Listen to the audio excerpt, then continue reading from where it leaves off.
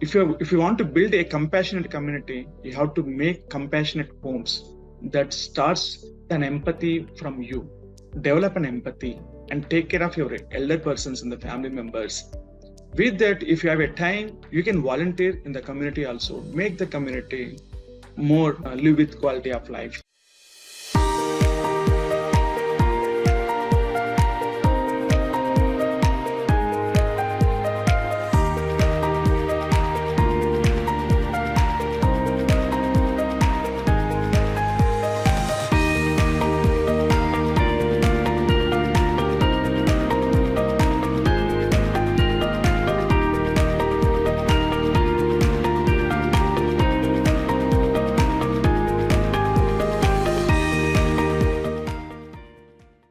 Elder care as social responsibility. In this context, first we have to acknowledge and accept elder care as a social responsibility. So today I want to raise that awareness for the aging population, for their issues and how to sort it out. How can we sort it out? With the build of sense of togetherness, with the active participation of the communities. Okay, we'll discuss that. So why should we take care of the elderly? If you think compassionately, there are 12 reasons caring our elders. The whole topic today is we are going to discuss in the compassionate angle only. So in that, if we go through those 12 genuine reasons, the first one is the elder people are our family members. Sometimes we keep them separated. We'll feel they are burden to us. Why it is happening? Just think about that. Those are our family members. Then they are more prone for the illness, and we should aware of that one and address their challenges and just plan for their elder care and keep the financial needs and get prepared for that, and whatever the other systems they require to take care of them and what kind of shelters are available for them. We should have an awareness for that. Okay, as kids we have to think about it. We know that for a kid to join in a school, we'll think from 1 year before that.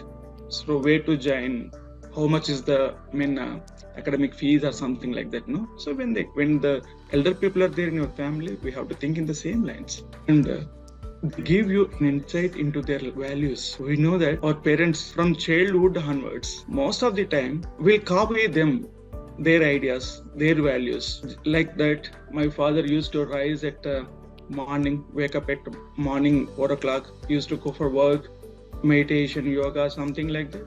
And my mother used to wake up in the morning, after taking a bath, she will come to kitchen. All these are good things. Those things we'll learn from them. So those values they will get from them. So all these kind of things given by our parents.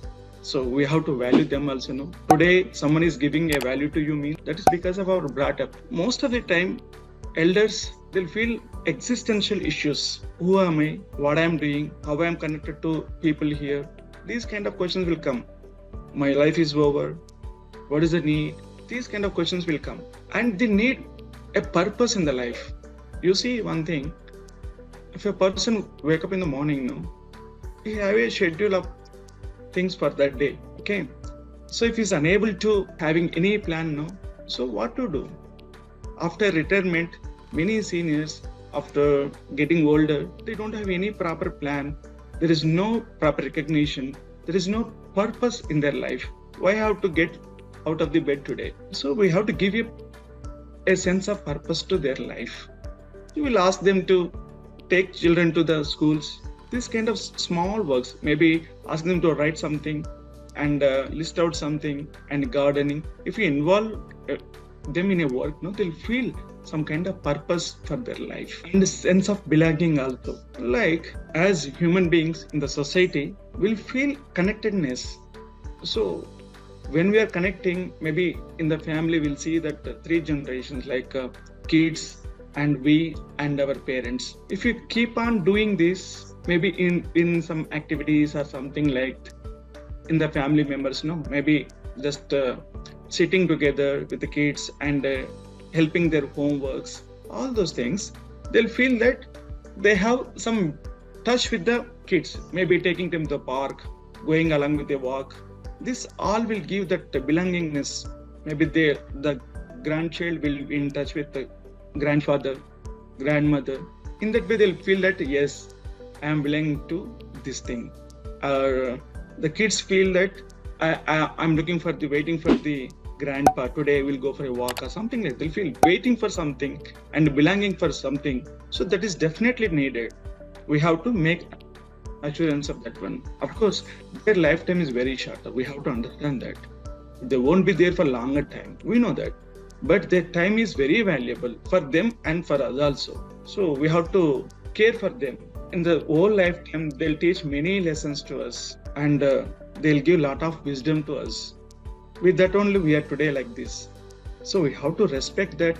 And in elder people have a lot of knowledge they gain in the total lifespan. We have to give an opportunity to them to teach us, and we have to take the information whatever they have with them. So by sitting with them, talking with them, involving them, we can take all those life sessions.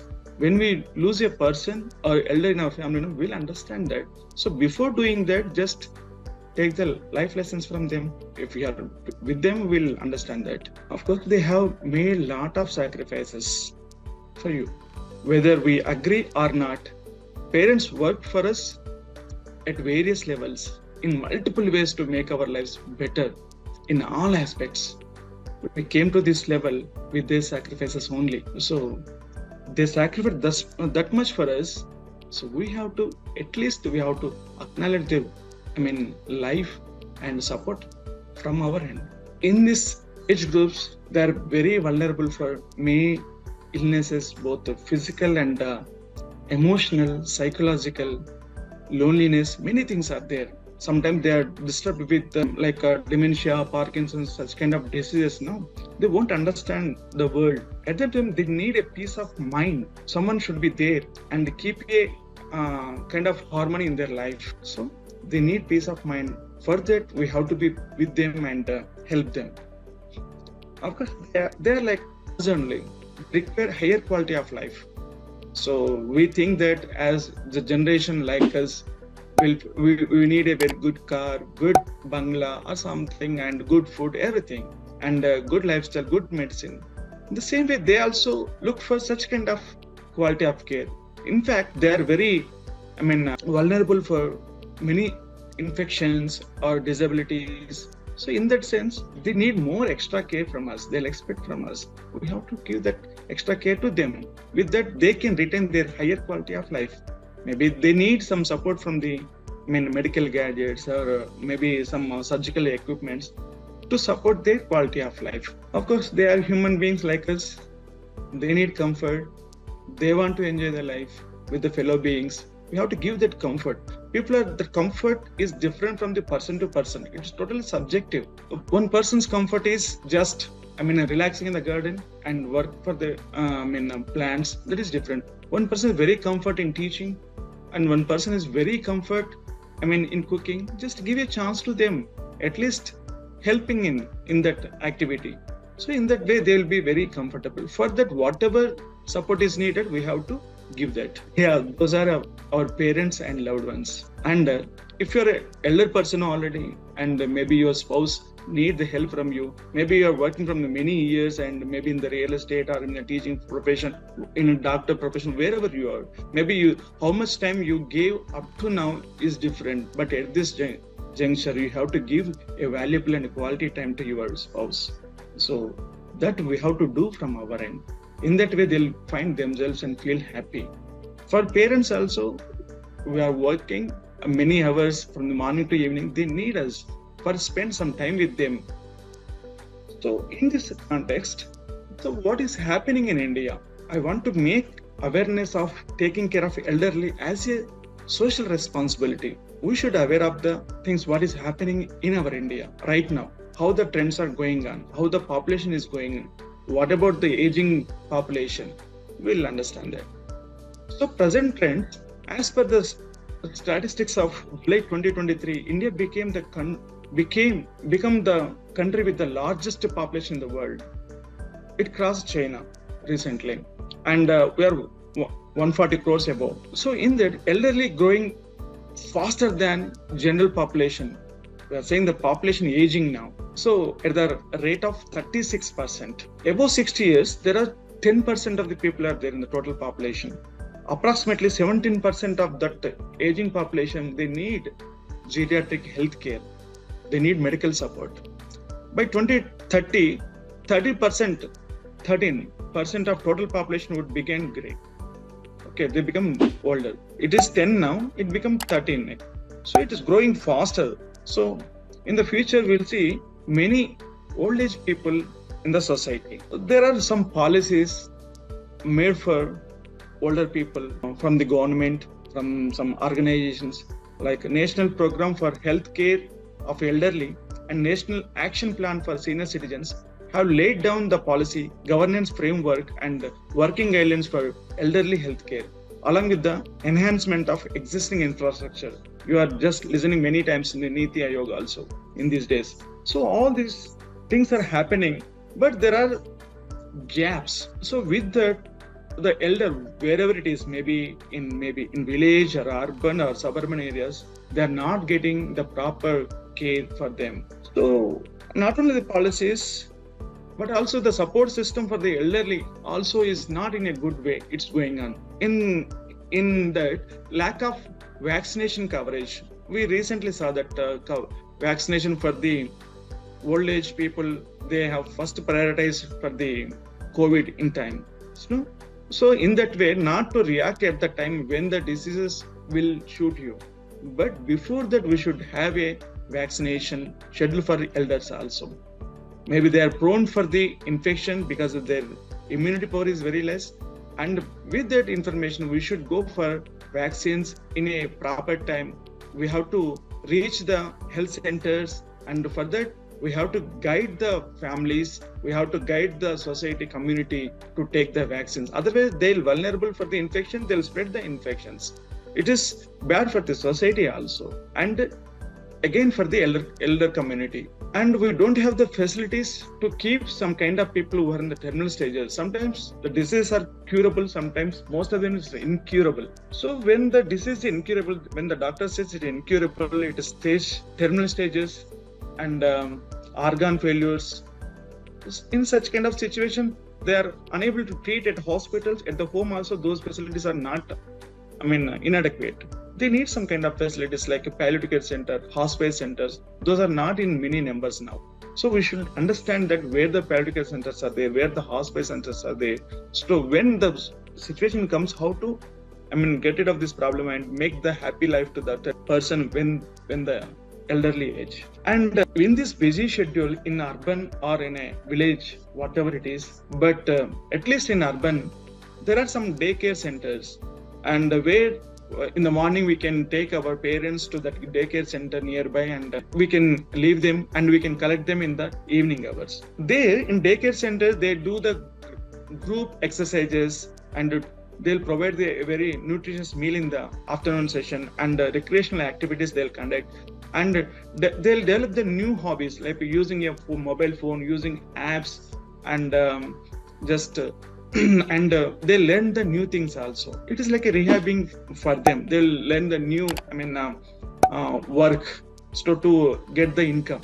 So those kind of things will be inculcated, and we have to look for such kind of care centers are there available or not. If it is not there, just give a chance to others to know about the information. People are start those kind of daycare centers. And the coverage of utilization of the healthcare services in India is varying in different states. Different states have different policies, and it is not the same. So we have to look for a uniform policy for that one.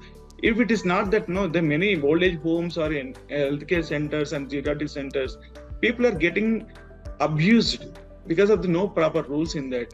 And there is a very huge gap in rural and urban setups. In rural, there is lack of education, and socio-economic conditions are not good, and they are very, in tribal areas, they are vulnerable for the lot of infections in the rainy seasons or winter seasons or something.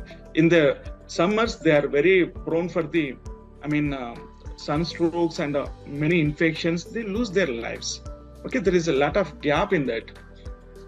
And do you know, presently it is going like this. Do you know what is the future India? So I took a reference from the India Aging Report from 2023. It is giving a very great information. We should be aware of this one. We should know about this one. Please Google it whenever it is possible for you. So what it's saying, demographic trends, how it is going, and just see it.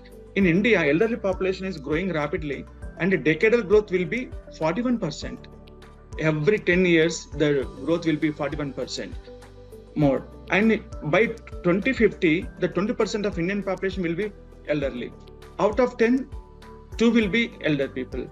And you know one thing, and the population of the children will be lesser than the age population. And surprisingly, 80 plus years of experience expected, 80 plus years of age group above that will be 279% people of rise in the population 2022 to 2050. So it's a very big number. This is one thing. And the other thing is, more of the aged people will be women. They have higher life of expectancy between ages 6 to 80 when compared to men, because of various reasons.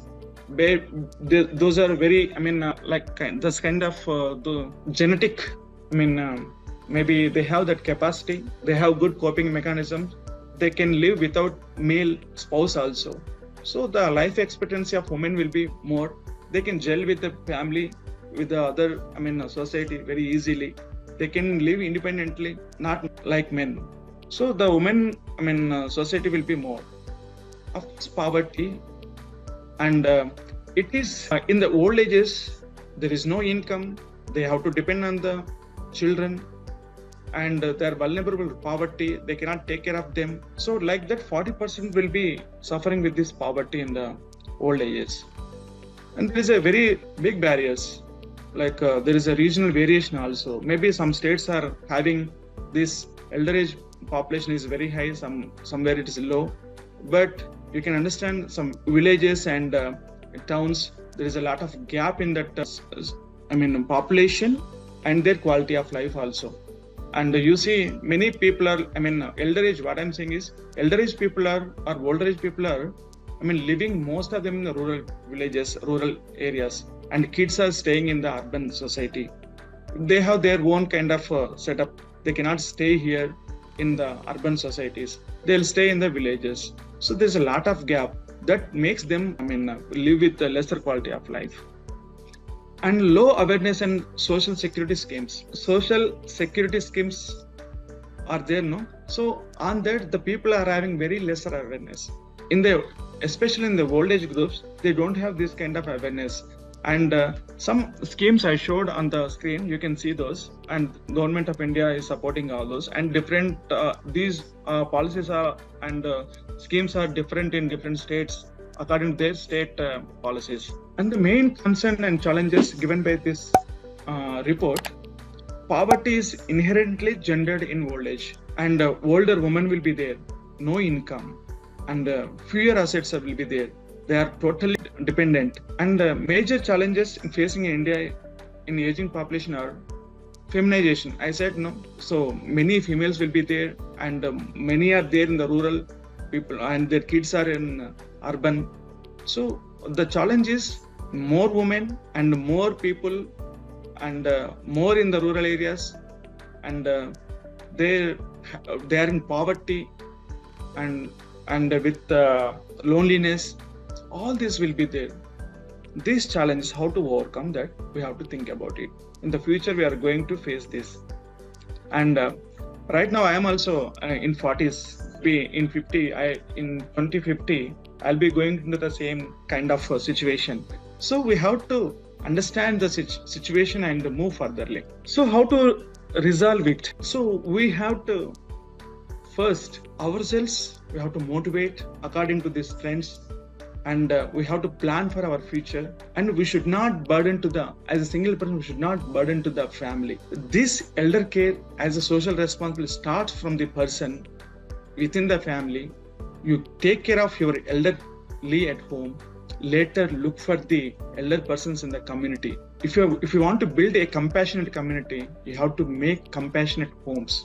That starts an empathy from you. Develop an empathy and take care of your elder persons and the family members. With that, if you have a time, you can volunteer in the community also. Make the community more live with quality of life. If sometimes I've already discussed, some policies are not structured well, and some systems are not structured well.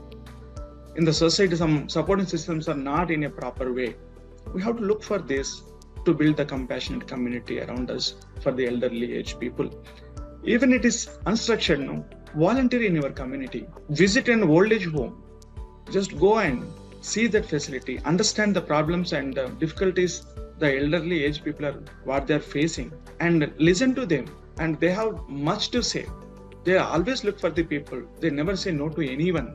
If they'll always look for a person who will come and talk to them, who will come and dance with them, who will come and read with them, who will come and talk with them and walk with them. So all these are there, and we have to go and sit together and talk to them and listen to them. As we are running palliative care center, hospice centers, we are seeing many people, vulnerable for these kind of situations. Sometimes they'll feel very lonely. And some compassionate people from the community, they come as volunteers. They'll come and sit with them and spending time with them. And they'll give a chance to the family members. Maybe they're staying in abroad, maybe they're in the villages. They'll stay with them and talk to them and talking over the phone and giving and a friendly atmosphere to them, making a friendship with them. So all these are happening and connecting with their family members and friends and community. This makes a sense of togetherness. And these people are very sensible. All these old age group people are very sensible. They have existential issues. They have very less time. So to address all these, one person should be there, and with empathy, we can go there and address these issues. First, we have to start in our family. We have to take care of our elderly. Then we can look after our community. Each and every good family, compassionate families make bigger compassionate communities. And the seniors all the time, they'll enjoy time with the other age group people. And no one is having that art to engage with them. We have to learn, so we can learn them and make them happy. How to make them happy? We can take them to a movie. We can take them to a walk. We can make them to a play. So all these things are there. So we have to do all this with the togetherness only. It will come. And make a secure environment for them. They look for the safety and secure. If they may prone for many falls, maybe just build a house like that. Their bathroom is very near to them, and they can easily walk to that. And give a surgical, items like a walker, a stick or something like that. Keep it handy and ready for them, and put a alarm for them and a bell for them, emergency bell for them.